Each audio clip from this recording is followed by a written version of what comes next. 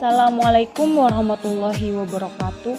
Kami mahasiswa dari Institut Agama Islam Negeri Madura, Fakultas Tarbiyah, Prodi Bimbingan dan Konseling Pendidikan Islam, kelompok 6 semester 6. Video ini dibuat untuk menyelesaikan salah satu tugas mata kuliah Pendidikan Anak Berbakat dengan dosen pengampu Bapak Khotibul Umam Eskom MT. Kami dari kelompok 6 yang terdiri dari 4 anggota kelompok yang masing-masing bekerja sama dalam memenuhi tugas.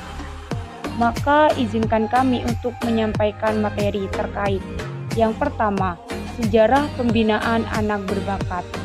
Yang kedua, pengertian dan karakteristik anak berbakat.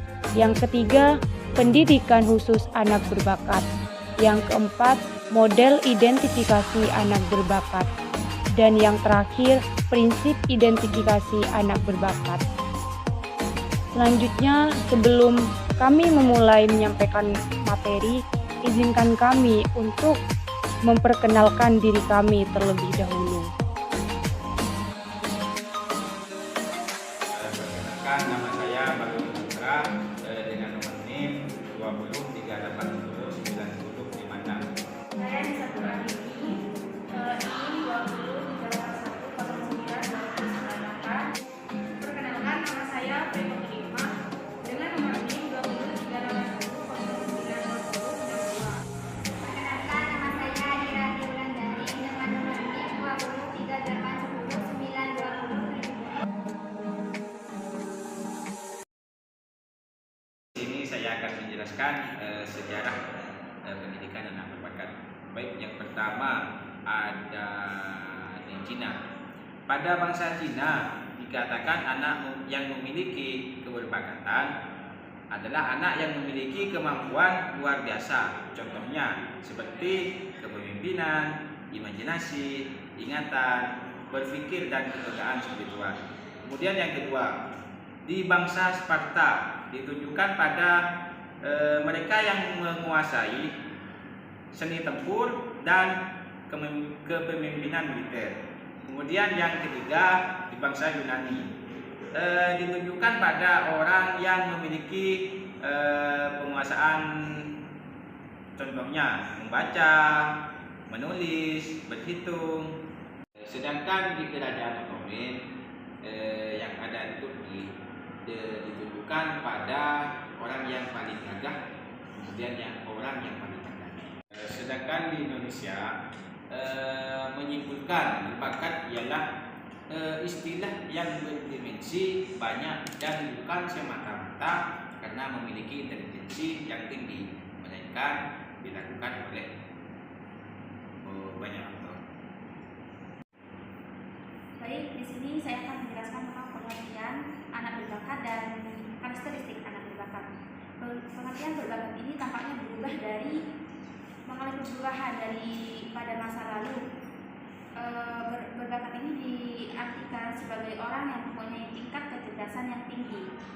Jadi dilihat dari skor yang dimiliki dari tes inteligensi. Secara tradisional, pengertian tentang keberbakatan adalah berdasarkan inteligensi umum, sebagaimana yang diukur oleh tes inteligensi.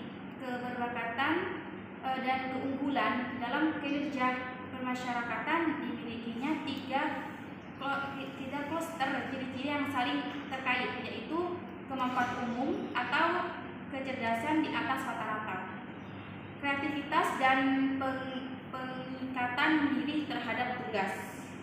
Sedangkan karakteristik di sini anak berbakat memiliki ciri belajar, yaitu ciri-ciri mudah menangkap pelajaran, terus ingatan baik, pembendaharaan kata luas, pemelaran dan tujuan itu daya konsentrasi baik, ungkapan diri lancar dan jelas, cermat dalam pengamatan, memecahkan masalah dan cepat dalam menemukan permasalahan. Kreativitas. Nah, ciri-ciri dari kreatif ini dorongan ingin tahu besar, sering mengajukan pertanyaan yang baik, terus memberikan banyak usulan atau gagasan terhadap suatu masalah, bebas dalam menyampaikan pendapat, menonjol dalam salah satu bidang seni, mempunyai pendapat sendiri dan dapat mengungkapnya, tidak mudah terpengaruh orang lain. Daya imajinasinya ini kuat, ironisasitasnya tinggi dan senang mencoba hal-hal yang baru. Yang ketiga, motivasi.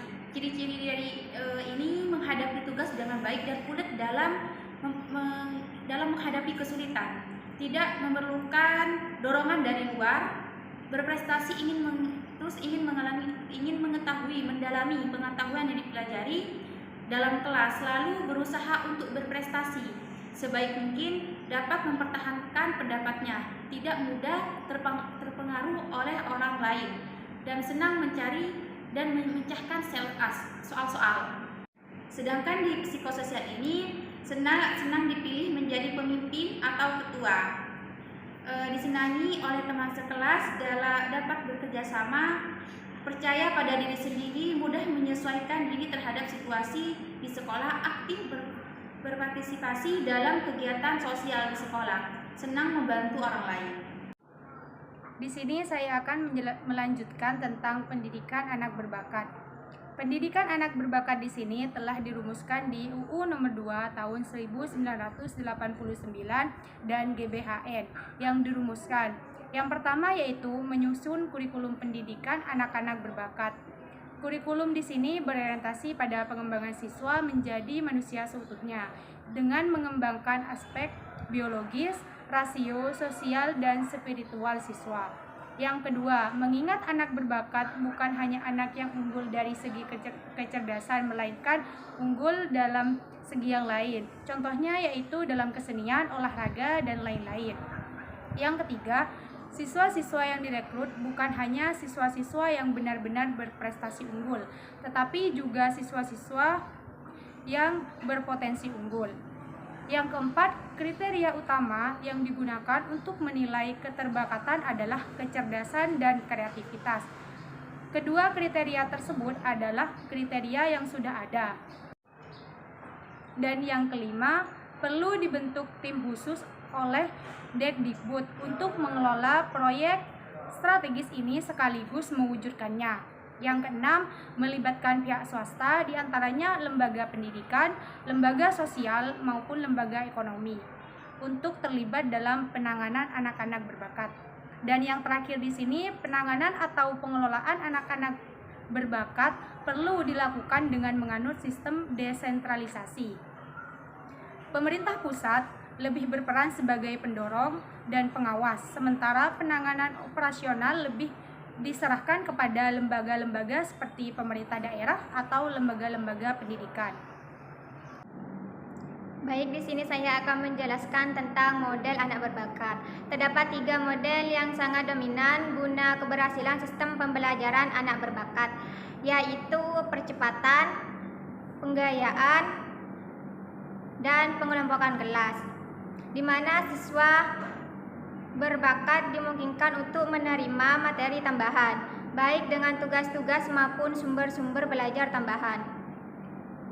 Cara penanganan anak berbakat intelektual atau supernormal dengan memperolehkan naik kelas secara meloncat atau menyelesaikan program reguler di dalam jangka waktu yang lebih singkat.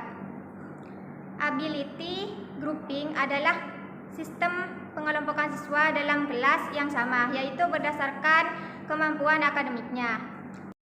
Model identifikasi anak berbakat yang pertama menggunakan penjaringan scorer, yang kedua menggunakan skala penilaian untuk memperoleh gambaran tentang profil kemampuan anak, yang ketiga menggunakan alternatif lain, yang keempat menggunakan nominasi khusus, yang kelima menggunakan nominasi informasi tindakan, dan yang keenam menggunakan penjaringan melalui tes dan jawaban.